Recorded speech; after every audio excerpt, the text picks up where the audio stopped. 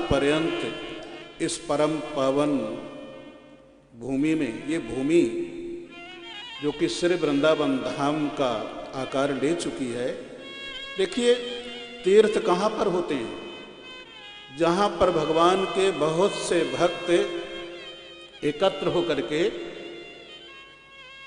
हरि चर्चा करने लगे, भगवान की कथा का रसास्वादन करें, भगवान नाम का गायन हो, वही स्थान तीर्थ हो जाता है। जहाँ भक्त एक साथ मिल करके भाव में तन्मय होकर के भगवान का गुणगान करते हैं, वही स्थान तीर्थ बन जाता है।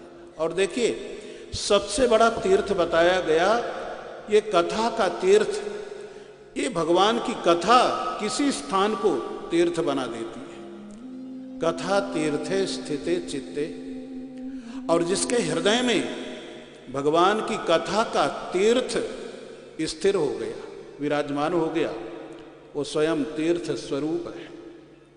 तो ये स्थान कितना धन्य है, कितने इसके भाग्य हैं, जहाँ पर कि श्री वृंदावन धाम साकार हो रहा है। आप समस्त प्रेमी भक्तजन यहाँ पर समुपस्थित होकर के भगवान की कथा का रसास्वादन कर रहे हैं। तो कल बहुत सुंदर ढंग से कलश यात्रा का आयोजन हुआ था। कितने सुंदर ढंग से कलश यात्रा निकली थी। हमने भदौरिया जी से पूछा था कि कलश यात्रा कहाँ कहाँ जाएगी? बोले इसी गांव में बस भ्रमण करेगी। हमने सोचा ये गांव, इसमें भ्रमण करने में कितना समय लगेगा, लेकिन गांव बड़ा है और कलश यात्रा करने वाले जितने भक्तजन थे उन्होंने भी जल्दबाजी नहीं की। लगभग हमारी समझ में 3-3.5 घंटे कलश यात्रा में लग गए। बहुत अच्छे ढंग से कलश यात्रा संपन्न हुई और आज प्रथम दिवस श्रीमद्भागवत कथा का आप रसास्वादन करने जा रहे हैं। श्री रघुनाथ सिंह भदौरिया जी जो पूर्व प्रधान थे और उनके अनुज श्री जगदीश सिंह भदौरिया जो मुकेश जी के पिताश्री हैं, श्री रघुनाथ सिंह भदौरिया जी श्री रामावतार भदौरिया जी के पिताश्री हैं। कितने भाग्यशाली हैं जिनको ऐसे सुपुत्रों की प्राप्ति हुई है। देखिए पुत्र का मतलब है जीवतो वाक्य स्वीकारात छयाहे भूरि भोजनात् गयायाम पिंड दानात् च त्रिभी पुत्र से पुत्रता। 3 प्रकार से पुत्र का जो जीवन है वो सार्थक होता है। जीवतो वाक्य स्वीकारात, माता पिता के जीते जी माता पिता के आदेश का पालन करने में पुत्र का पुत्रत्व सफल होता है। और ऐसे पुत्र जिनको मिले ये कितने भाग्यशाली हैं। और ये भदौरिया परिवार ही पूरा का पूरा हमने देखा बहुत सुंदर भाव हैं, भगवान के प्रति सब समर्पित हैं और आपस में इस परिवार में कितनी एकता है, कितना प्रेम है। और यही होना चाहिए। और ये भगवान की कथा है जो है ना, ये कथा सबको जोड़ देती है, मिला देती है। और हम सबको ये भगवान की कथा मिलाने का काम कर रही है, जोड़ने का काम कर रही है। भगवान की कथा हमारे आपके हृदय में सद्भावना की सृष्टि करती है, प्रेम की सृष्टि करती है। तो आइए आज प्रथम दिवस है। श्रीमद्भागवत कथा से पहले इसके महात्म्य का वर्णन किया गया। कोई भी कथा, चाहे राम कथा हो, चाहे शिव महापुराण की कथा हो, चाहे देवी भागवत कथा, कोई भी कथा हो, हमारे यहाँ 18 पुराण हैं। प्रत्येक कथा के प्रारंभ में उसके महात्म्य का वर्णन आता है। महात्म्य का मतलब ये जो कथा हम श्रवण करने जा रहे हैं, इस कथा का परिचय क्या है। कोई बहुत श्रेष्ठ व्यक्ति हो, बड़ा महापुरुष हो, उच्च कोटि के संत हो, लेकिन अगर आप उनके संबंध में जानते नहीं हैं, उनके संबंध में आप परिचित नहीं हैं, तो उनके प्रति आपके मन में भावना, श्रद्धा की जागृति नहीं होगी। इसलिए परिचय करवाया जाता है। जब किसी का परिचय हमको प्राप्त हो जाता है तो उनके प्रति हमारे मन में आदर की भावना, सम्मान की भावना होती है, श्रद्धा की भावना होती है, और हमारी श्रद्धा भावना ही हमारे जीवन में चमत्कार करती है। मंदिर में जाते हैं, मूर्ति तो पत्थर की ही होती है, मूर्ति तो पत्थर की ही होती है, लेकिन हमारी भावना, श्रद्धा चमत्कार करती है। तो जो ये कथा हम श्रवण करने जा रहे हैं, इस कथा की विशेषता क्या है, इसका चमत्कार क्या है, इसकी महिमा क्या है, आप इसका श्रवण करेंगे तो श्रीमद् भागवत कथा के प्रति आपकी निष्ठा, भावना बढ़ेगी। क्योंकि जाने बिनु न होई परतीति, और बिनु परतीति होई नहीं प्रीति। ये जो श्रीमद् भागवत कथा है, ये कोई किस्सा कहानी नहीं है। कागज के पन्नों में अंकित ये काले काले कोई अक्षर नहीं है, बल्कि ये श्रीमद् भागवत महापुराण परमात्मा श्री कृष्ण चंद्र का वांग्मय विग्रह है, शब्दमय शरीर है। श्रीमद् भागवत महापुराण में परमात्मा श्री कृष्ण चंद्र शब्द के रूप में विराजमान है, शब्द के रूप में विराजमान है। जिस समय भगवान श्री कृष्ण 125 वर्ष पर्यंत इस धराधाम पर रह करके अपनी लीला को संपन्न करके अपने धाम को प्रस्थान करने जा रहे थे, लीला का संवरण कर रहे थे, एकांत में भगवान के परम प्रेमी भक्त उद्धव जी ने भगवान के चरणों को पकड़ करके निवेदन किया, त्वं तु यास्यसि गोविंद भक्त कार्यम विधाय च।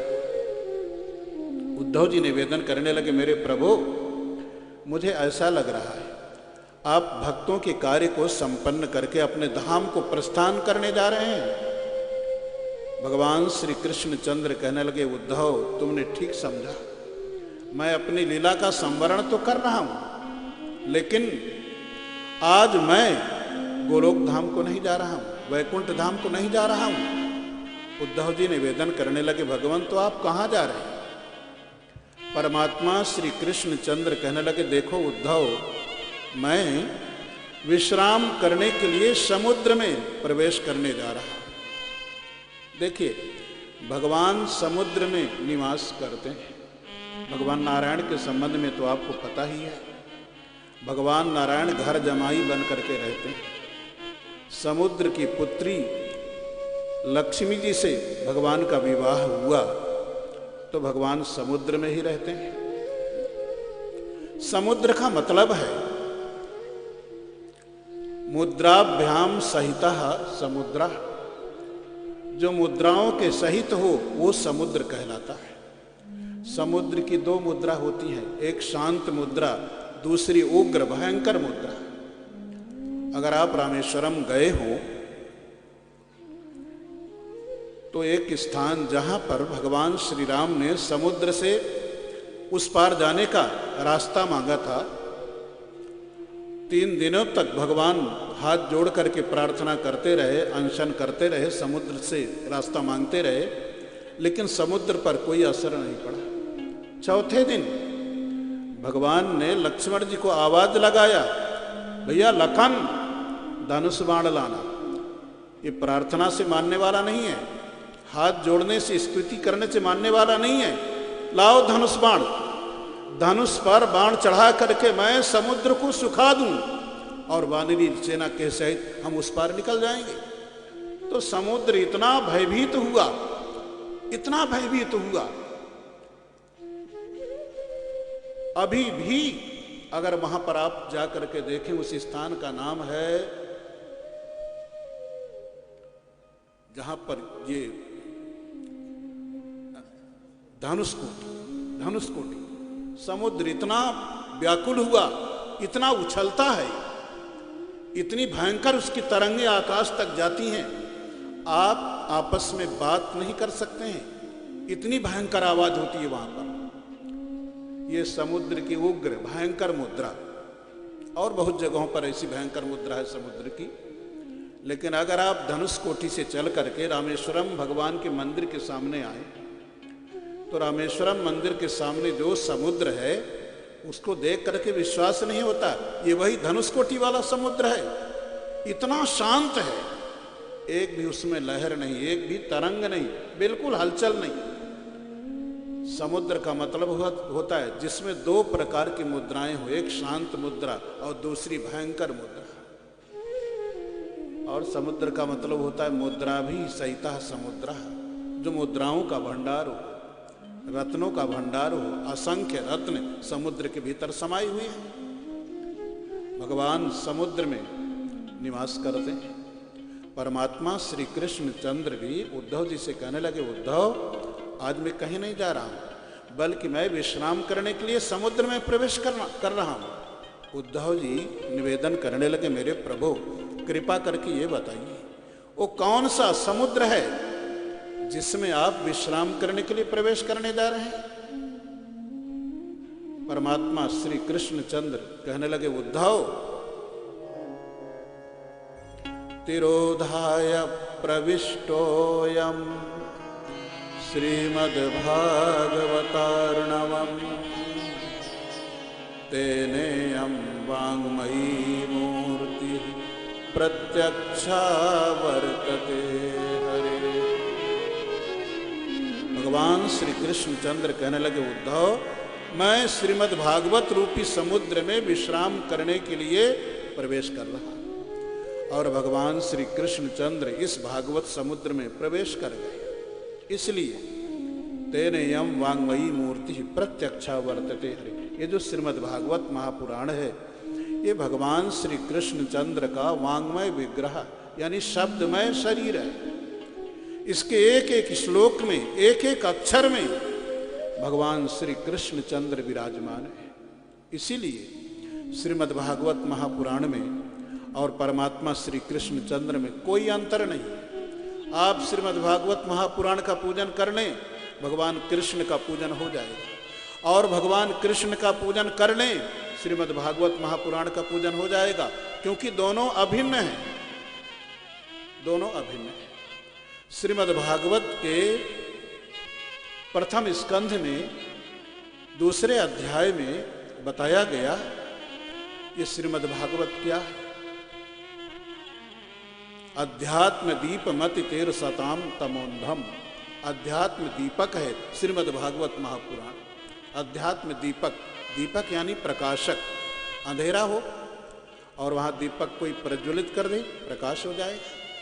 श्रीमद् भागवत अध्यात्म दीपक यानी हमारे हृदय में अज्ञान के अंधकार को समाप्त करके दिव्य ज्ञान का, भक्ति का प्रकाश फैलाने वाला ये श्रीमद् भागवत महापुराण है। अध्यात्म दीपक बताया गया। आगे चल करके दशम स्कंध में जब भगवान का जन्म होता है, वसुदेव देवकी भगवान की स्तुति करते हैं, तो वसुदेव देवकी भगवान की स्तुति करते हुए कहते हैं, सत्वम साक्षात विष्णु अध्यात्म दीपा। भगवान आप अध्यात्म दीपक हैं। प्रथम स्कंद में भी भगवान को दीपक बताया गया, दसम स्कंद में भी दीपक बताया गया।